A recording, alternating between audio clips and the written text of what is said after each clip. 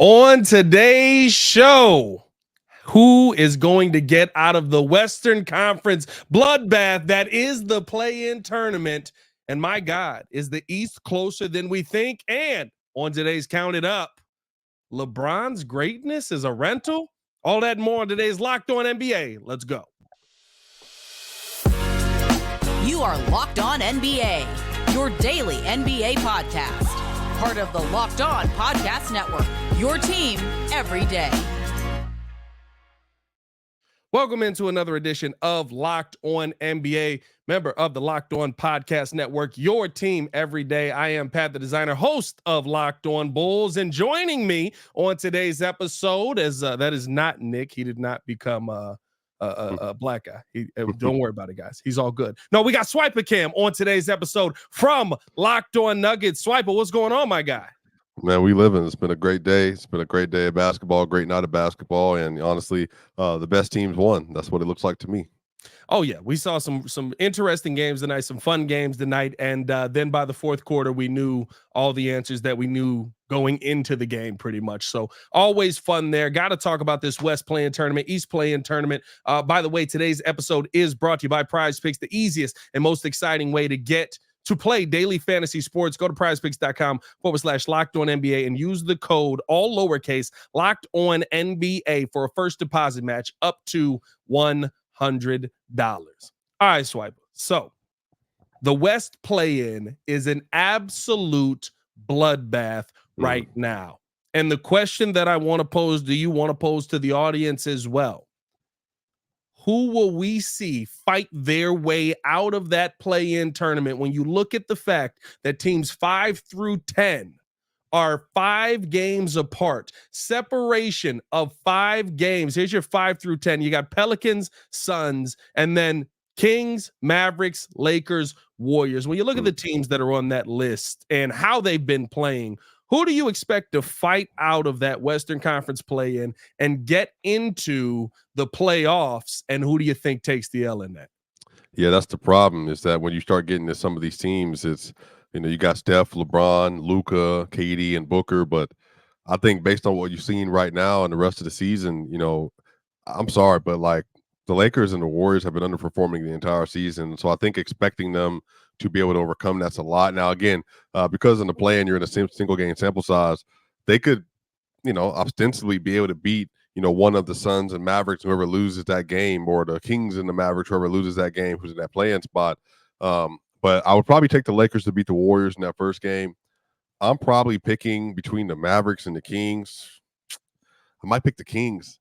I think they just might have top to top, like from Sabonis to De'Aaron Fox to Davion Mitchell, Harrison Barnes, Keegan Murray, Malik Monk, even Alex Len and them coming off the bench. They might just have a better overall team. Obviously, Luka is Luka putting up crazy numbers, but their defense is horrific. And maybe it becomes a shot-making masterclass for that single-game elimination type deal, but they don't have the defense. And right now, you look at the Kings, their defense isn't great, but it's been better than the Mavericks as of late. And so I think some of that hero ball stuff from Luka, which is no problem with it. He's one of the 4 best players in the NBA, but I think it just has not led itself to success this year. Obviously, a lot of injuries. Kyrie Irving has been in and out of the lineup.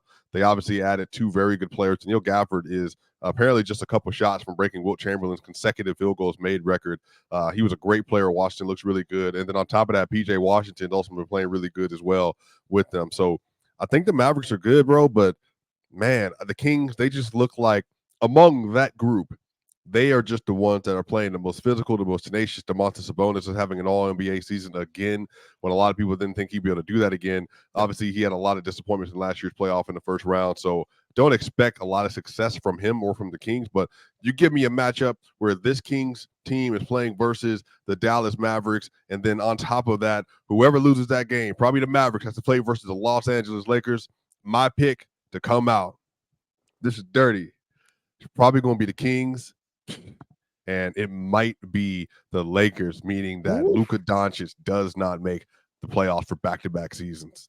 And that's what makes this interesting, right? Because realistically speaking, 17 games left here. you have an opportunity to get out of the play-in when you look at this play-in tournament, right? We could see the Pelicans fall into that tournament. We could see the Suns fall into that tournament. That's what makes this play-in so interesting, because all of the matchups that we're looking at right now, right? If they were set, I might agree with you on that, right? The Mavericks is such an interesting team. I know a lot of Mavs fans here looking for Nick. Listen, your team is very interesting. You have probably, I mean, let's be real, probably outside of Jokic, the MVP of the league with how Luka Doncic has been playing this season. I mean, like, SGA, I think SGA and Giannis got something to say about that right now. Well, listen, they're at the top, so they're going to say something about it. Right. But if you're looking at just individual amazing play, Luka has been absolutely a dog this season, has been able to just put up astronomical numbers. But when you start to see these teams kind of play out, I don't even know if we see these guys end up in the play-in tournament. I'll go. You went dirty on it. Mavs don't make the playoffs for a second year in a row. I'll go dirty the other direction. I say the Mavs may not even be in the play-in tournament by the end of this. I think you could see either the Pelicans or the Suns slip into that play-in tournament and the Mavs make the playoffs outright. That's tough. Yeah, I mean, the Suns are playing well. The Mavs obviously won 4 straight. The Suns have won their last game. That's tough, man. The Pelicans, though, I think a lot of people are misunderstanding, not you, but a lot of people misunderstand how good the Pelicans have been. Since January 1st, they have been a top 6 or 17 on both ends of the ball. Since January 1st, they have been dominant. B.I., Zion, a lot of people don't realize Herb Jones is having a slept-on year. He's shooting very well from the three-point line. One of the best defenders, going to make one of the all-defense teams. And then on top of that, man, they just got a loaded roster, whether it's with Trey Murphy or obviously, I mean, they just have – one of the things I love about them is a lot of people don't like Jonas Valanciunas a lot, but he's a good shooter for a big. He's extremely physical. He's very strong, got a mid-range shot, and he's a great rebounder. And so when you got that next to Zion, next to B.I., next to C.J. McCollum, next to Herb Jones, and then you got these dudes they got coming off the bench, I think they're just in a really unique position where they're going to be able to put some more wins together over the course of the regular season. I think they right now have a game lead between them and the 6th seed. And then think about this too. We don't know how long Kawhi Leonard's going to be out. There's 2.5 game difference between the Clippers and the Pelicans. Yeah. I think the Pelicans are going to try to fight for home court advantage for the rest of the year with 17 games left to go. So I actually think the Pelicans have a sneaky chance of staying there and rising up. Pelicans are such an interesting team. All the points you made are absolutely valid. I mean, like they're one of those teams that, right, like they feel like that's disrespectful to say, but in perception, understand perception when I say this, they feel like the Spurs, where they're a team you've forgotten about. And then you look at them at the end of the season and you're like, where the heck did they find the time to win 45 games? When did that happen? And now you're sitting there facing them in the Western Conference Finals. I don't know if they get that far, but when you look at, like, so many people have forgotten about what the Pelicans have done this season or just haven't paid attention to it. And realistically, this is one of the most we've seen Zion play in a season. This is some of the better games. He's still unstoppable. B.I. has been an absolute monster. They're putting it together. But when you look at that end of the season, here's how they kind of finish out in their last 8 or so games. Thunder, Bucks, Celtics, Suns. You got the Suns again. They do have the Magic in there as well. Spurs, Blazers, some games that they should get wins. Then they finish it out. Kings, Warriors, Lakers. They have a dogfight to finish out the season. I think they probably have one of the toughest uphill battles, especially playing a lot of those teams that are behind them in the standings trying to climb up. Yeah, it's definitely going to be tough. I think, Zion's having an interesting year. He's not as dominant as he once was a couple of years ago, but he's still been very efficient, has about a 61 true shooting on 22 points a game, averaging 5 boards. Don't love that at all. Averaging 5 assists. I think the Pelicans are going to be an interesting situation because they're playing extremely well right now. I think they'll continue to close out this season strong, but you're right. Playing the Kings, playing the Warriors, playing the Lakers. Now, the problem is with the Warriors, if you look at the current standing, the Warriors they're going to be a game back and really now a half game because the Lakers just lost. Yeah. They're going to be a game back of the Los Angeles Lakers for that 9th seed. The Warriors are going to be in a real predicament because they're 4 games above the Rockets right now, who are outside of the play-in, and obviously Şengün's going to be shut down for the rest of the season. So they're more than likely going to hold on to that spot. They're going to be an interesting situation because right now it's like, do we want to win? Do we need to win, given the fact that we're going to be here no matter what? Ooh. Or we just can kind of rest up and hopefully come play in, we can be able to give everybody our best go, because Steph Curry is going to be on the court fully healthy again with CP3 and Jonathan Kuminga and the rest of that roster. And I think for the Warriors in particular, it's making sure that everybody's on the same page, everybody's healthy. That way, when they get to the play-in, they can give it their best shot, give it their best go.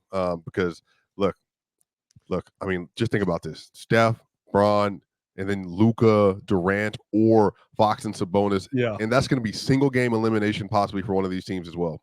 You know what's crazy, and I've said this multiple times. I am not a fan of the play-in. I like the old NBA, but I am a fan of things working to perfection. And since the play-in tournament has happened, at least in the Western Conference, it has been absolute perfection. You have had Stephen Curry in it, I believe, twice to this point. You've had LeBron in it twice. Yeah. I mean, my God, the NBA. I don't know if the NBA got it right, but what a heck of a run to start this off. I thought it would fall off at some point, but it is continuing to be entertaining. And listen, this year's not going to be any different in the West, but we do have to talk about what's coming up in the East. A little bit closer, a little bit more I'd say a little bit less interesting, but still some tough names that might be able to fight their way out and give a good go in the playoffs. So we got to look at that East play-in as well coming up. But first, another ad read. Got to tell you guys all about PrizePicks. PrizePicks, the #1 spot for daily fantasy sports. And ladies and gentlemen, it's demon time over on PrizePicks. So buckle up for that. They're the easiest and most exciting way to play daily fantasy sports. I mean, all you got to do is pick between 2 and 6 of your favorite players, and you can go out there and win some cash money. You pick more than or less than on 2 to 6 stat projections and watch the winnings roll in. And with Demon Time, you can now win up to 100 times your money. With as little as 4 correct picks, you can turn $10 into 1,000. Demons and Goblins are the newest and most exciting way to play at PrizePicks. Squares marked with red demons or green goblins get you different payouts. You can now win up to 100 times your money with as little as 4 correct picks. And if you want to play along some of PrizePicks' favorite players like rapper Meek Mill, comedian Andrew Schultz, you can now find community plays under the promo tab of the app to view entries for some of the biggest names in PrizePick each week. All you got to do is go to prizepicks.com/LockedOnNBA and use the code LockedOnNBA for a first deposit match up to $100. Go to prizepicks.com/LockedOnNBA and use the code LockedOnNBA for a first deposit match up to $100. PrizePicks, pick more, pick less. It's that easy.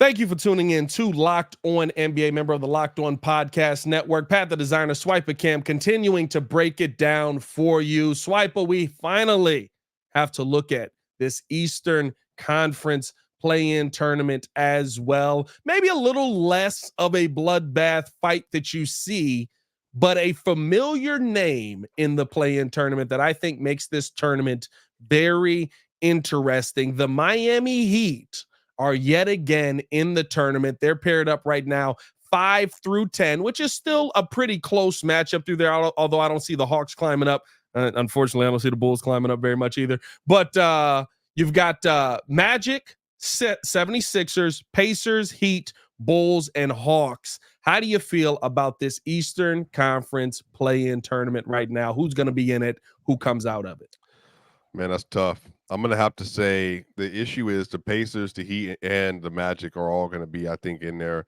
I think the 76ers have to drop. They're obviously just doing this without Joel Embiid. Really inconsistent team. Tobias Harris has actually been pretty good. Doesn't get a lot of love from his fan base, but he just is very inconsistent, and his contract has made it a lot of really difficult for them to embrace him. 5 years, $180 million. But I think they're going to fall out. I think the Heat, they've lost 4 straight games. They were doing really well. They were like 11-3, and then they kind of just fell off the earth after that. And so I do think the Heat, they just have a really interesting regular season tempo to them.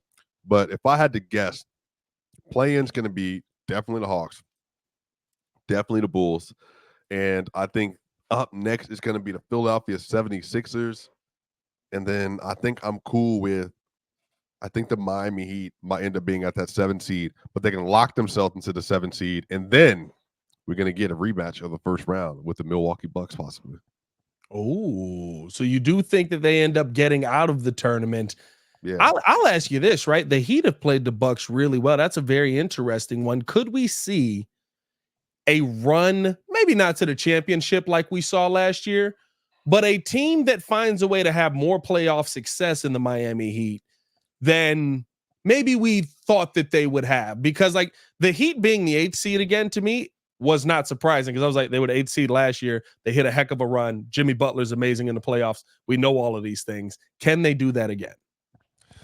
Yeah, I've been very clear with people that they do not scheme for the regular season. If you look at the way they deploy their personnel, they don't do this the same way that a lot of NBA teams do. And I think a lot of people get caught in net ratings, like the Boston Celtics. They have one of the best net ratings of all time. And so I think a lot of people are like, well, if you look at their on-court performance, look at the Heat on-court performance, it makes more sense why you would have the Celtics as a favorite. Well, the problem is that they don't load up until they get into the playoffs, and they will scheme against your weaknesses and scheme against your strength better than almost anybody else in the Eastern Conference, especially. And they're going to have a head coaching advantage in every series they're in. And the closest one they'll be in that they might have a competition there is probably going to be with Nick Nurse.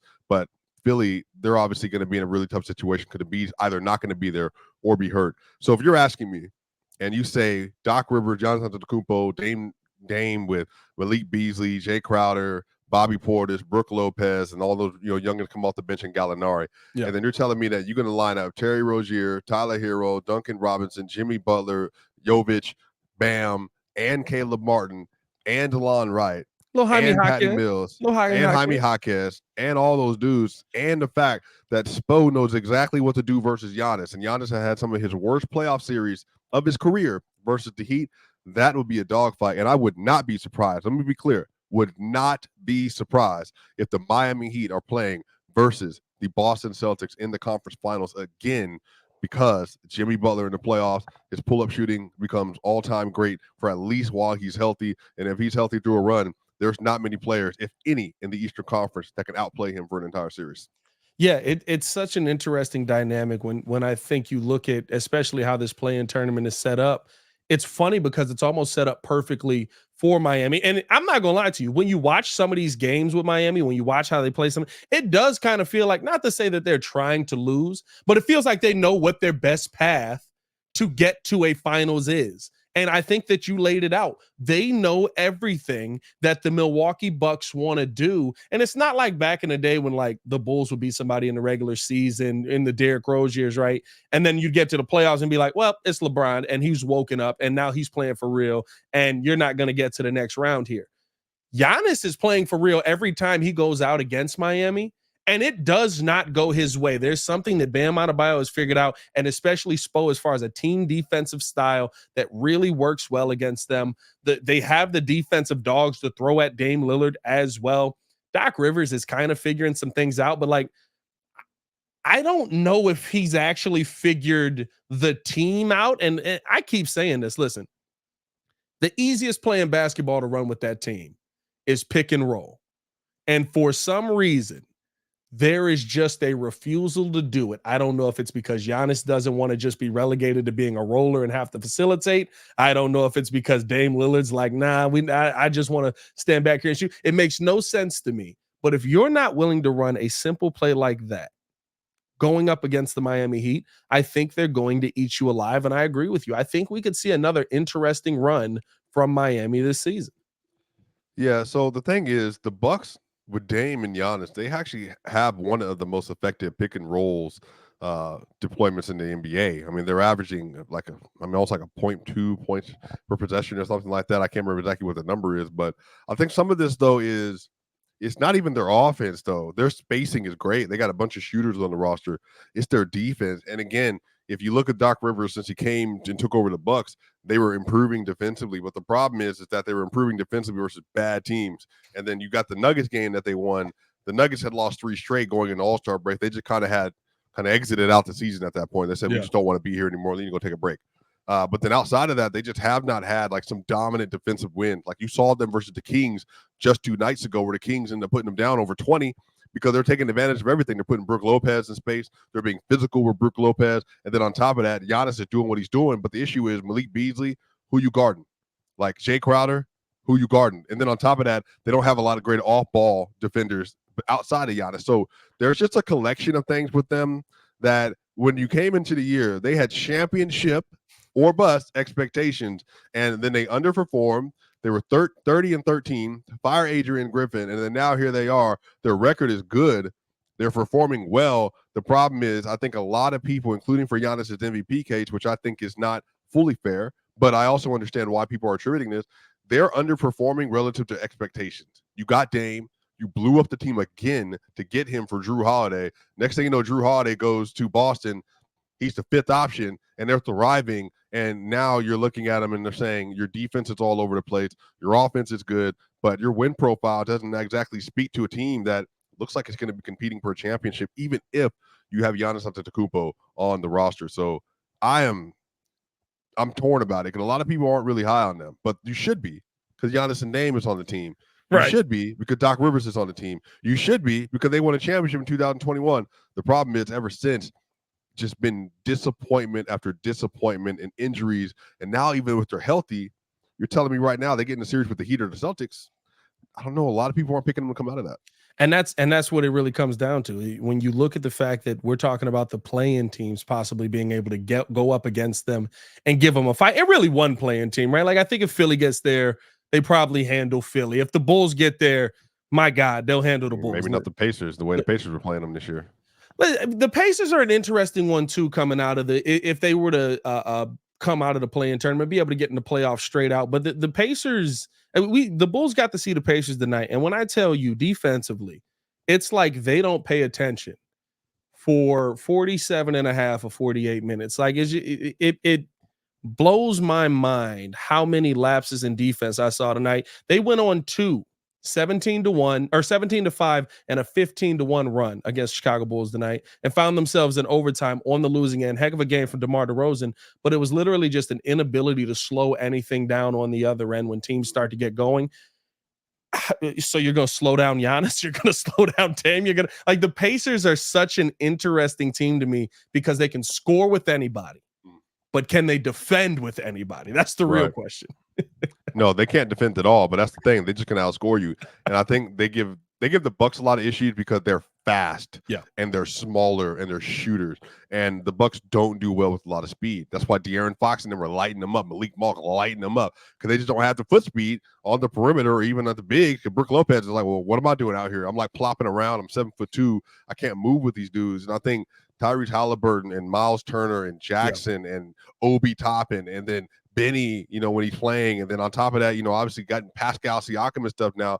They just have a lot of talent. They're a sneaky team that's like, they're not there yet, but God, Lee, that's a lot of talent you got to deal with in the first round. Man, if they get Siakam re-signed down there, which weren't able to do yet, hopefully they will be able to do in the offseason after trading for him. But if they get him re-signed down there, dog, like the length that team has mixed with the athleticism that team has, they should be able to stop anybody. They got to figure out a way to lock in defensively just a little bit. And I see they're very similar to the Kings in that way. If they ever figure out like 20% defense during the game, they'll be a very dangerous team.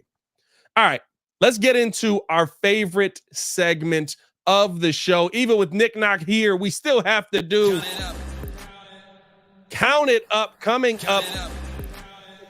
We just gonna keep playing. How about you calm down there? Is LeBron's greatness a rental for the Los Angeles Lakers? One former player thinks so, and that may be why he doesn't get a trophy, or I should say a statue coming up. But first, we have to tell you guys all about Robinhood. Robinhood is giving you a 401k for your retirement. Did you even know that if you have a 401k, I should say for retirement, you can still have an IRA? Robinhood has the only IRA that gives you a 3% boost on every dollar you contribute when you subscribe to Robinhood Gold. But get this, now through April 30th, Robinhood is even boosting every single dollar you transfer in from other retirement accounts with a 3% match. That's right, no cap on the 3% match. Robinhood Gold gets you the most for your retirement thanks to the IRA with a 3% match. The offer is good through April 30th. Get started at robinhood.com/boost. Subscription fees apply. And now for some legal info, claim as of Q1 2024 validated by Radius Global Market Research. Investing involves risk, including loss. Limitations apply to IRA and 401ks. 3% match requires Robinhood Gold for 1 year from the date of your first 3% match. Must keep Robinhood IRA for 5 years. The 3% matching on transfers is subject to specific terms and conditions. Robinhood IRA available to USA customers in good standing. Robinhood Financial LLC member SIPC is a registered broker dealer.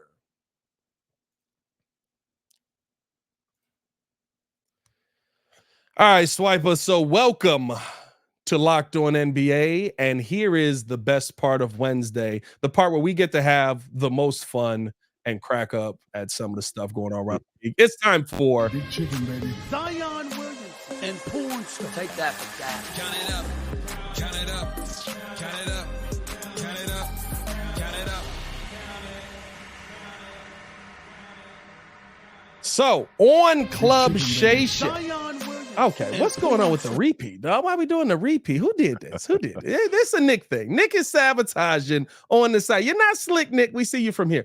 So on Club Shay Shay, we heard one former player, Gilbert Arenas, talking about LeBron James not being a true Lakers icon. He said that he was a rental for greatness, said LeBron was a rental for the Lakers' greatness, and that's just something he's going to have to accept. His scoring milestone came in that uniform, but the legacy wasn't built there. Basically, also goes on to say that LeBron James will not be getting a statue in Los Angeles. So my question to you, Swiper, Count it up. scale of 1 to 5, how much of LeBron's greatness comes from his Lakers legacy? 1. Oof. He's LeBron. He was LeBron before the Lakers. The Lakers were irrelevant before LeBron got there in 2018. Hadn't been to playoffs in 2012. So it's a 1. They wouldn't have won that championship without him. Anthony Davis wouldn't be there without him. It's a 1. I think that's what makes it tough, though, right? When you talk about especially putting a statue in front of the stadium, at least to me, I'm not going to say it's a 1 because I feel like that's too low. A lot of milestones have been reached there. He's still reaching milestones every single game at this point. So I would say a 3. You win the NBA championship. I know everybody bashes the bubble championship, but if the Bulls had won the bubble championship, I wouldn't bash the bubble championship. If the Nuggets had won the bubble championship, you probably wouldn't bash the bubble championship. We bash it because LeBron won it, and everybody knows that, but nobody wants to admit it. He breaks Kareem's scoring record there. He crosses the 40,000 milestone there. I mean, it's not like LeBron has spent like a season and a half there. Like we're getting on to some really lengthy time, and he's not slowing down. Who knows how long it's going to be that he's there? I would say a 3, but with you being at a 1, how long would you have to see LeBron continue to play there for you to kind of add in that Lakers legacy to his legacy? I mean, he has a legacy with the Lakers, but I just think for me, this whole statue thing is just played out. It's just like, one, who cares? Like, it's LeBron. If he don't get a statue with there, he gonna get a statue in LA. He gonna get a statue in Miami unless Pat Riley don't want to give him one. Yeah. So they haven't won anything without him. So that's what I'm trying to tell you. Like, LeBron can get a statue in whatever city feels like they want to be the first ones to do it. LA, if they don't feel like, and again, I got beef with this because Lakers fans didn't like LeBron anyway because they wanted Kobe to get all the shine and the recognition. Right. And then LeBron get there, and now they're like, all right, cool, bet. You want us a ring, we can rock with you. But Lakers fans, as soon as LeBron is gone, I don't think they think he's a Laker. And I don't think about LeBron as a Laker. I think he's been there. He's spending his career there. He wants to raise his children in California. So for me, it's a 1 because personal care is like, doesn't really matter. But for LeBron's sake, you're right. He accomplished a lot there. The Lakers should show him some love. Maybe hang his jersey in the Raptors.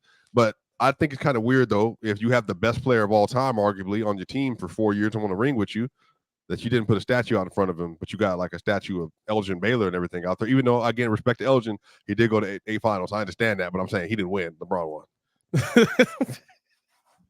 The Elgin shots. I was not expecting Elgin. I like Baylor Elgin. shots. No shots. I like Elgin. Elgin's my dog. He's my dog. Well, let's keep this going then, because I think bringing up Elgin brings up an interesting point. It seems like the modern generation of basketball fans basically believes that anything that happened before the great LeBron James came into the NBA didn't happen. It was trash. It was washed, even though LeBron played in an NBA very similar to the NBA that they're all hating on. There's a new trend right now from Gen Z that is just how done are we with 90s basketball? And they're going through the video clips of plays in the 90s of how defense was a little bit slower, but it may have been a lot tougher, how offensive players may not have been as abundant as we see in today's NBA. And that is why the 90s NBA was bad. So, scale of 1 to 10, how disrespectful is this new generation of NBA fans that seems to be running rampant on social media? Well, it's a 10, but I feel like every generation is a 10 when it comes to disrespecting the old ways. You know, we do the same thing with Bob Cousy. They were playing versus, mailmen and painters and all that kind of stuff. So I think some of this is there's just this rewriting of history about like Hakeem Olajuwon and Charles Barkley and Michael Jordan and all these great players that existed at that time. Even people saying talk about Clyde Drexler, like, who was this bum that Michael Jordan was playing against? Like he wasn't a 10-time All-Star. Or Clyde was dogging much. Right. Like it doesn't make any sense. Or the fact that like go back to the 80s and Larry Bird, you got Moses Malone and Dr. J and Kareem and Magic and all that. Like I think a lot of this is people don't realize that the game has just evolved. Players evolved. Athletes evolve, coaching strategies evolve, the spacing has evolved, everything is different, but you build on the previous decade as a whole. But honestly, if we're gonna play that game, we can go back to the 2000s, because everybody's like, the 2000s was deck, Shaq, T-Mac, and Kobe, and LeBron, and Nash, and all these dudes, and Duncan, and KG, and all that. Oh, that's cool. Did you know Keith Van Horn started the NBA Finals game? Who's Keith Van Horn? You have no idea who that is. That's what I'm saying. There's a bunch of players that were, Nick Collison was a first-round draft pick. Yeah. He wouldn't even drink. What does he do now? Like he's a floor spacer. He couldn't shoot. Yeah. Wasn't a great defender. There's a plenty of players that were in the 2000s even that you could name that didn't have like the skill set that you need to have to thrive in this game today, but they were still quality NBA players at the time. I just think a lot of people have this obsession with discounting things that happened previously because it's not as pretty and as glamorous as it is now. The NBA is just different, but nah, I think that is absolute disrespect to tell me that Michael Jordan couldn't dribble with a left hand. That's just crazy. And I think that's the part that's so irritating about it is, for one, right? Most of these Gen Z guys, if you ask them and stuff like that, you say, okay, who's your favorite player? Who's the GOAT? LeBron James. I bet. What NBA did he play? What NBA did he started? What NBA was he a part of? Because here's my thing. If LeBron James is your GOAT, and you're going to say that, well, Michael Jordan played against this level of players and they weren't good and blah, blah, blah, and that's why he was so great. Okay, well, guess what? Michael Jordan played against a lot of those guys that were in the 2003s and 2004s and 2005s when they were coming into their own and becoming those dogs. And guess what? He cooked them. He destroyed them. It didn't change anything. He came back as a 40-year-old man and still cooked some of those same names on the court. He was 45 years old cooking people down in Charlotte when the Bobcats were a team, cooking some of their favorite players from that era. And so that's why it's like the disrespect to me, anytime the word GOAT coming out has destroyed how we view the previous history of sports. And I wish the GOAT word had came out spelled differently instead of GOAT, greatest of all time, which apparently doesn't even mean greatest of all time. You have 75 of them, depending on how you feel about it.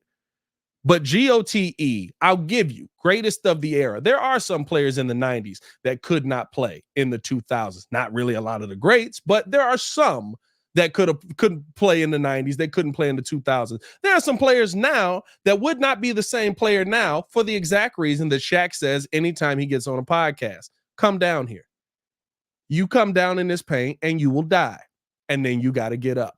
And I think that that's the part where it's like the disrespect of certain eras, the disrespect of certain players from those eras to hype your player up, to hype your GOAT up, is what has made sports talk such a toxic place at times. And it is a 10 for me on the disrespect meter. I think that it's one of the worst things that we see in sports right now. Well, it's really just the NBA too. The NFL don't do that because we don't hear that about like Peyton Manning and Joe Montana and all that. Like they were GOAT level players. That simple. It's so far back where you hear it about the NFL, right? Like when you get to Terry Bradshaw, you be like, I don't know, man. Like, I mean, it's not no diss to Terry, but you be like, I don't know. But Terry, I just found out this whole sidebar. I just found out Terry Bradshaw called all his own plays. He never had an offensive coordinator. Never mind. I take it back. He a dog. Like I just found it out like 2 weeks ago. Like this man was out there just like, yeah, run it. I hit you. I don't know how I'm gonna get it there, but I figure it out. Like that's crazy to me. Let's finish it up with this one. This is one that our normal host on Wednesday, Nick Angstead, sent to us, host of Locked On Mavs. Giannis was cramping up a little bit, feeling a little tightness in a certain area on the body there, and they brought out the massage gun mid-game to try and loosen up the muscle. It's a tough one, but Count it up. scale of 1 to 10, how much pain do you have to be in to get a glute massage mid-game, my guy? My brother, 2. What's wrong with y'all? I can't get a massage, Nick. When Nick sent that and dropped that in the group chat, I said, "What's wrong with this man? Ain't nothing wrong with that. He's hurt. Yeah, let him get it out. That's my thing. This ain't no Blake Griffin situation. If you remember, you remember. I ain't gonna say nothing else. If you remember, you remember. Yeah. This is what I'm saying. All this was is Giannis just needed some additional help. You ever fallen on your tailbone? Oh yeah. Or in that area at all? Yeah. Go ahead, massage it out. Hey, Giannis is making $50+ million a year. You better believe if his toe gets stubbed, they better wrap it. They better ice it. They better do whatever they got to do. Put some icy hot on it. Put him back in the game. Whatever you got to do, get Giannis back in the game as soon as possible. Get that done, including taking that to the tailbone, apparently. Hey, listen, it was the I done looked at the trainer a little crazy. Yeah, I mean, I done looked at the trainer and been like, hey, you get a little close, dog. What you trying to do here? I mean, like, I got some questions on that. But I agree with you. When I saw this and I saw people frying it, my favorite one was like, they don't call him the Greek freak for nothing. That was a great joke, phenomenal joke. But listen, you can tell that certain people have never hooped and hurt themselves. Falling on your tailbone will take you out for months if you're a regular person. Giannis was back in the game in 3 minutes. Like that was one of those things where I was looking at your elbow when that little fat pack when it busted, you hit the court too hard or something like that. Yeah, all that stuff, all of it hurts. I don't want to deal with none of it. Oh my God, dog. Yeah, I'm giving Giannis a pass on this one, but he may be a little bit of a wild boy. We know what Giannis be out there. Giannis be out in the Milwaukee streets. I got some guys out there. They be like, hey, streets. watch yourself. Milwaukee streets. The Milwaukee streets is crazy. Hey, that is another edition of Locked On NBA. Hit that like button, subscribe to the page, leave a 5-star review. Y'all know what to do. For SwiperCam, I'm Pat the designer. Giannis, watch yourself, man. Be careful out there. Peace out.